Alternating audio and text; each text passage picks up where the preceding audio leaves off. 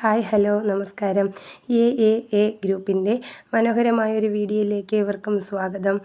ഇന്ന് അവധി ദിവസമായിരുന്നല്ലോ, അപ്പോൾ കുഞ്ഞുങ്ങൾക്ക് നേരത്തെ ചായ വേണമെന്ന് ബഹളം തുടങ്ങി. ഇന്നൊരു സ്പെഷ്യൽ വിഭവം കിട്ടി. ചീനിക്കിഴങ്ങ് അല്ലെങ്കിൽ മധുരക്കിഴങ്ങെന്ന് ഇവിടെ പറയും. നിങ്ങളുടെ നാട്ടിലൊക്കെ എന്തോ പറയണമെന്നൊന്ന് കമൻറ്റ് ചെയ്യണേ.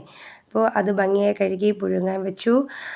അപ്പോൾ അത് നന്നായിട്ട് വെന്ത് വന്നിട്ടുണ്ട്.